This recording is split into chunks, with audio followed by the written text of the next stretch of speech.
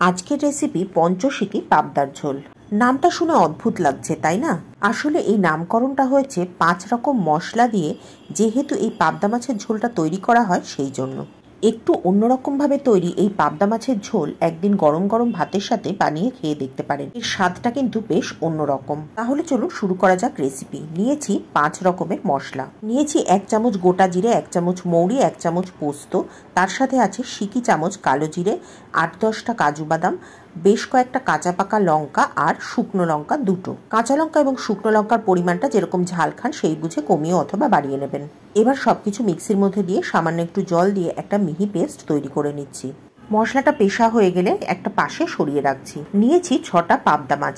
মাছগুলোকে ভালো করে আমি আগে থেকে ধুয়ে রেখেছি। এবার এগুলোর মধ্যে দিয়ে দেব সামান্য একটু নুন আর সামান্য একটু হলুদ। নুন আর হলুদটা মাছগুলোর গায়ে খুব ভালো করে কচলে কচলে মাখিয়ে নিচ্ছি। মাখিয়ে মাছগুলোকে মিনিট 5-এর মতো রেখে দিচ্ছি। মাছ সাধারণত ম্যারিনেট করতে বেশি সময় লাগে না। মাছগুলোকে ম্যারিনেট করে নিয়ে এবার মাছগুলোকে ভেজে নিচ্ছি। যেহেতু পাবদা মাছ খুব নরম মাছ, সেই জন্য আমি একসাথে সব মাছগুলো দিয়ে ভাজছি না। আমি একটু বেশি করে কড়াইতে তেল নিয়েছি, আর এই তেলের মধ্যে একবারে আমি দুটো করে মাছ ভেজে তুলে রাখছি। মাছের দুপিটটা বেশ ভালো করে ভেজে নিয়ে তারপরে তুলে রাখছি একটা পাত্রের মধ্যে।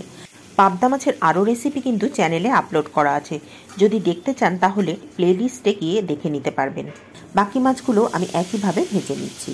সমস্ত মাছগুলো ভাজা হয়ে যাওয়ার পর কিছুটা তেল আমি তুলে রেখেছি, কারণ অতটা তেলের কোনো প্রয়োজন নেই। ওই 1 টেবিল চামচ মতো তেল কড়াইতে রেখে তার মধ্যে ফোড়ন দিচ্ছি সামান্য একটু কালো জিরে আর দুটো কাঁচা লঙ্কা।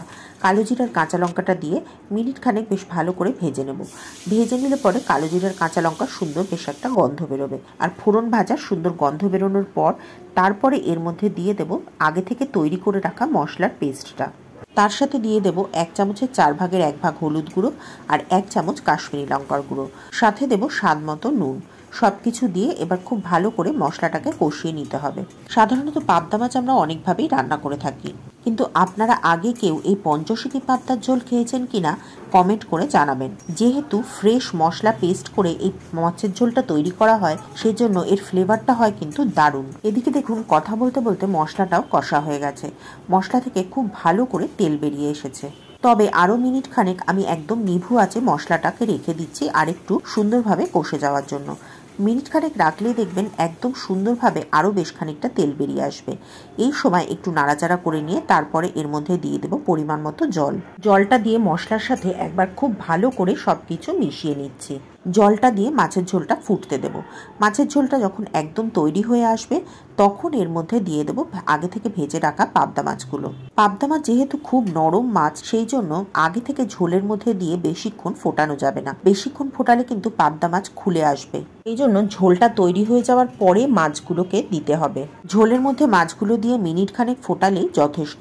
তবে যদি গ্রেভিটা একটু গামাখা করে তৈরি করতে চান তাহলে কিন্তু মাছগুলো আরও একটু পরেই দিতে হবে আপনাকে। ঝোলটা যখন একদম ঘন হয়ে যাবে তখন মাছগুলো দিয়ে একটু এপিটোপিট করে ফুটিয়ে নিয়ে নামিয়ে নিতে হবে।